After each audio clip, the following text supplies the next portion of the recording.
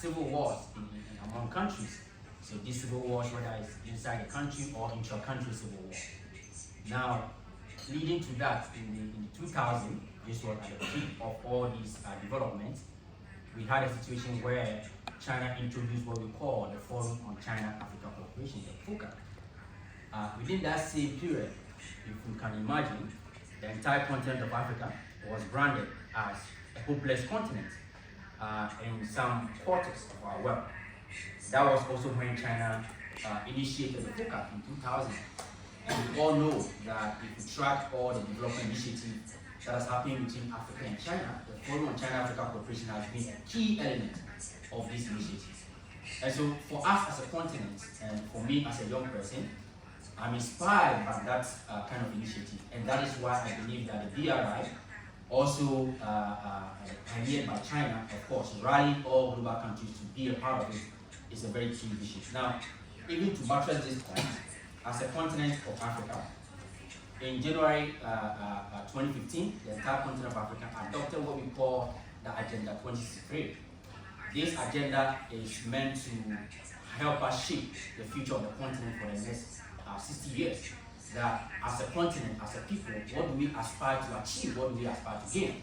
And so in this Agenda 2063, the continent has 7 aspirations. I'm just going to touch on just 2 of them that connect to what we are having here today. The aspiration number 2 indicates that as a continent, our aim is to build an integrated continent, politically united, based on ideas of Pan-Africanism and the vision of African Renaissance.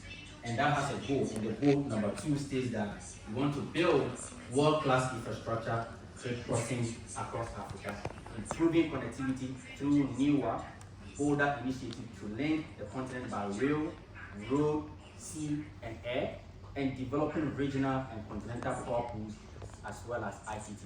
So for Africa as a continent, we already have initiated for ourselves a vision for the next 60 years. And that vision, a core part of this vision, which is aspiration number 2, is to how we can build connectivity among ourselves. Because we believe that, and of course, studies have shown that infrastructure development can unlock the economic potential of economies. And the recent case that we all have, that we all know, is about China. That the last 30, 40 years, China has transformed its economy because the country invested in infrastructure. And for Africa, the story is no different. That we need and we want to invest in infrastructure, build connectivity. That for the first time, someone in Djibouti can sit in a train and go to another country like Ethiopia. And that's an awesome development that we want to see on the African continent.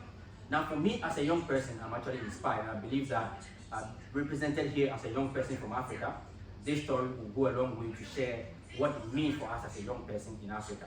For aspiration number 6 on this same Agenda 2063, the African continent seeks to develop people-driven development, rely on the potential of the African people, especially its women and the youth.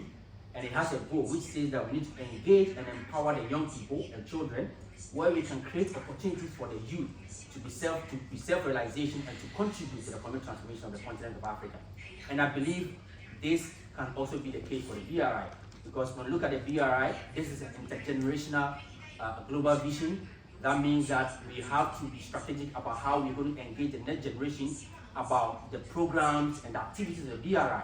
And so we need to find a way to engage the young people all across the world. And for me, in the case of Africa, how we can get young people involved in the conversation, in the dialogue, in the research. And I'm very excited to hear some of our earlier speakers mention about opportunities from their institutions here in China, about providing research opportunities for young people in Africa. I believe that with this kind of conversation and me being here, we can all connect and help engage more young people in Africa to be involved in this BRI project. Then Africa, as we know, is the youngest continent. So here, as we speak, about 40% of the continent's 1.3, 1.4 billion people are under the age of 25. And that is a cyclic development. That means there's a huge potential. That means we need to get to engage these young people in these kind of dialogues, which are intergenerational in nature. For an immediate initiative such as BRI, we seek to accelerate shared growth and sustainable development around the world through enhanced connectivity. People-to-people bond, young people must both be active participants and significant beneficiaries. So in conclusion, I believe that we need to give greater attention to how young people are engaged inside global vision like the BRI, And again, I can say that being here is a significant gesture, that we believe that with what we are doing back home in Africa, we can all forge partnership. I call on any institution here that is interested to engage with what we are doing in Africa in terms of how we can connect whatever is happening between China and the rest of the world or Africa to engage the youth in Africa. Thank you very much.